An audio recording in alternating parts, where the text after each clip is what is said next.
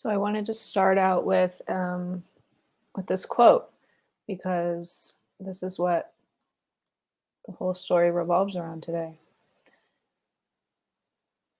This quote is from the book Seth Speaks, which is a popular book. It's been around for since the 70s, um, so like 50 years. It's a channeled book written by Jane Roberts, but she is channeling a non-physical intelligence named Seth, calls himself Seth. A lot of people know this book, but I've heard of it, but I hadn't actually picked it up until very recently. And I actually just had the audio. But this quote really struck me. There's a lot of mention of dreams in the book, and I'm sure there's more. I'm only on chapter like 3. But this quote really struck me. And uh-oh, I like deleted it. Hold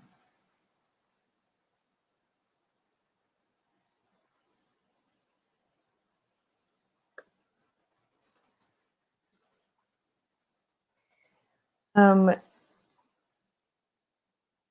this quote really struck me. It was kind of one of those things that's like, okay, I've been writing, recording, and working with my dreams for 10 years or longer. And there's so much about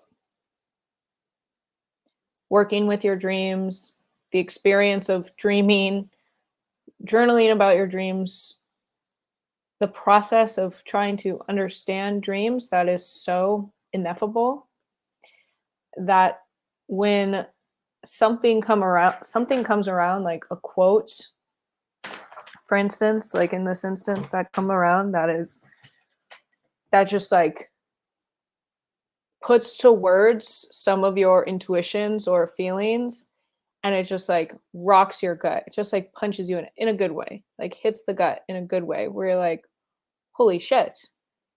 It's one of those things that's like, on the one hand seems so obvious, and on the other hand is a completely new idea that you've never heard before, that I had never heard before in this case. So this is the quote. And listen closely, close your eyes and listen closely, because it's a bit it's a bit complex. It's like dense and complex, um and it's like, you got to focus to get the like the gist of it. You can definitely get it, but just like tune in very closely while I read this. So the quote starts as this: what happens to a thought when it leaves your conscious mind? It does not simply disappear. You can learn to follow it, but you are usually frightened of turning your attention away from its intense focus in three-dimensional experience. As in, we usually don't like to turn our attention away from our 3D experience for too long. Therefore, it seems that the thought disappears. It seems also that your subjectivity has a mysterious, unknown quality about it, and that even your mental life has a sort of insidious dropping off point, a subjective cliff over which thoughts and memories fall to disappear into nothingness. Therefore, to protect your subjectivity from drifting, you erect various psychological barriers at what you suppose to be the danger points. Instead, you see, you can follow these thoughts and emotions simply by realizing that your own reality continues in another direction besides the one with which you mainly identify. For these thoughts and emotions that have left your conscious mind will lead you into other environments. These subjective openings through which thoughts seem to disappear are in fact like psychic warps, connecting the self that you know with other universes of experience, realities where symbols come to life and thoughts are not denied their potential.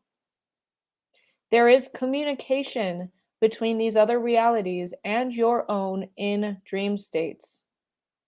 and a constant interaction between both systems. If there's any point where your own consciousness seems to elude or escape you, or if there's any point where your consciousness seems to end, then these are the points where you have yourself set up psychological and psychic barriers, and these are precisely those areas that you should explore.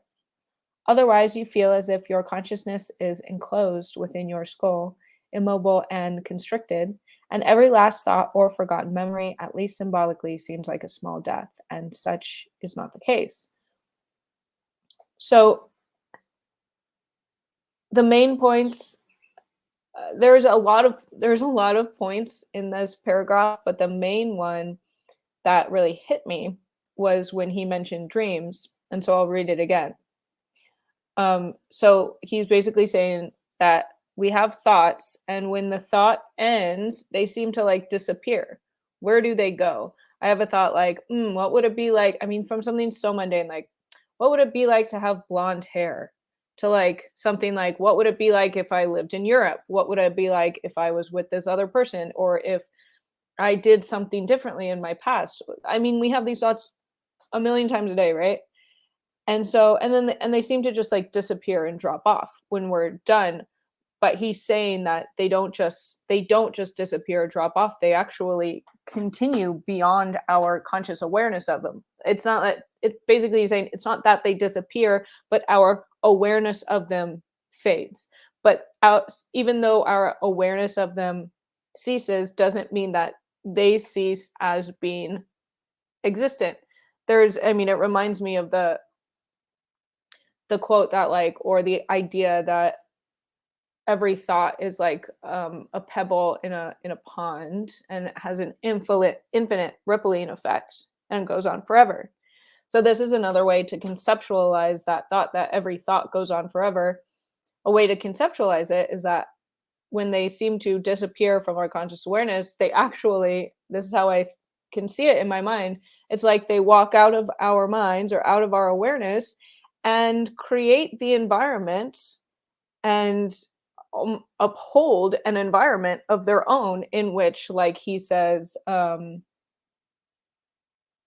realities where symbols come to life and thoughts are not denied their potential. So once our awareness kind of limits their potential for ourselves, they go and fulfill their potential somewhere else. And then, so let me read. He says, by realizing that your own reality continues in another direction besides the one with which you mainly identify, the 3D reality. So, for these thoughts and emotions that have left your conscious mind will lead you into other environments. These subjective openings through which thoughts seem to disappear are, in fact, like psychic warps connecting the self that you know with other universes of experience, realities where symbols come to life and thoughts are not denied their potential. There is communication between these other realities and your own in dream states, and a constant interaction between both systems. So, this was really mind blowing to me, like so interesting to think about. So, it's like I have a thought, something like, well, I'll give you an example. Let me just go into the example, because one reason I'm making this video is because I have a really good example of this. So, we're starting from this point, and then so I had yesterday I went on a walk with a friend, and we walked through a campgrounds, like a summer camp. And um her boyfriend is a teacher at an outdoor school, like a school that you can attend year round that is entirely outdoors.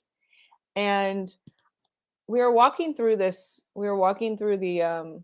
campgrounds, and I had the thought, I should have gone to outdoor school. And I'm like, oh, one of those thoughts about like, oh, I wish like if my path should be different, or I should have had a different path. And so like I kind of like rebutted that thought by saying like your path is perfect, everything's as it's meant to be. There's no change, whatever.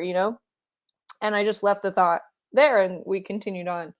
Um and then that night, so last night, I had a dream where I was in this school. I was in a high school, And it was like this really like janky public school. It was raining, it was dark, it was dreary, and I was trying to find my class. I didn't know, and the bell rings and everyone's going to class, and I don't know what class to go to or where it is, or I don't even remember which class it was, and I'm stressed out and I'm feeling lost and confused, and um it's too late to go back and check like where I found like at first the information of where my class was. It's too late to go back there because I'll be late. Anyways, then this woman comes up to me like a teacher, and she kind of redirects me, and she's like, I think you should, she's like, fuck the classroom.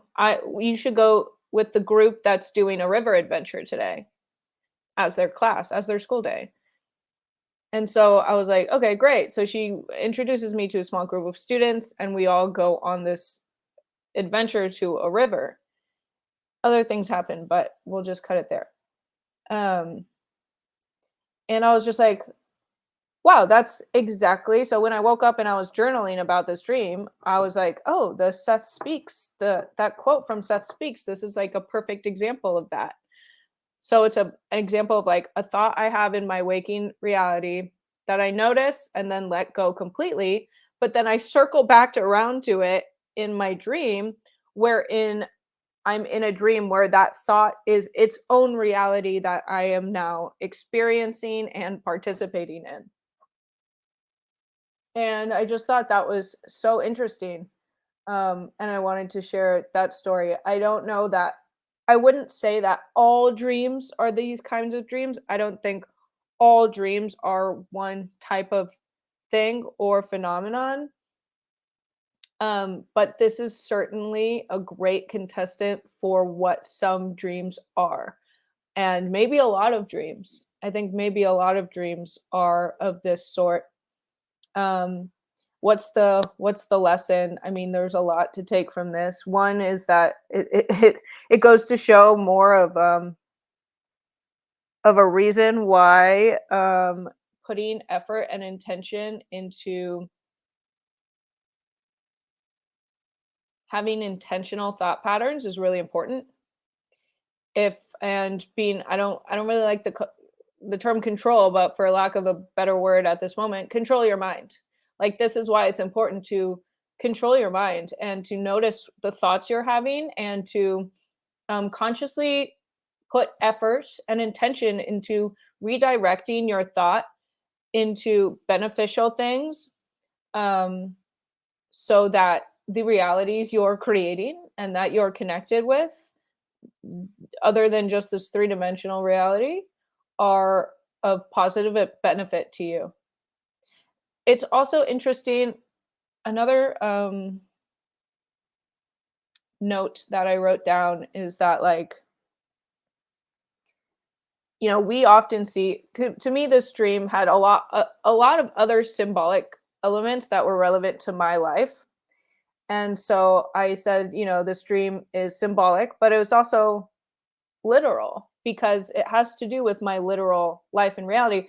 And we tend to see dreams, or in the modern sense, all people like to say that all dreams are symbolic, but in the ancient world, dreams were seen as very literal, and I like to see them as both. I think dreams have both literal and symbolic content, almost all dreams.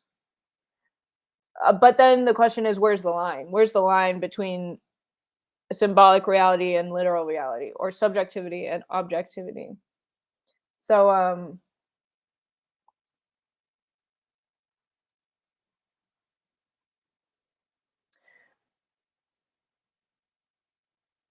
sorry, I'm distracted by noise. Anyways, so yeah, like in this sense of the matter, if thoughts,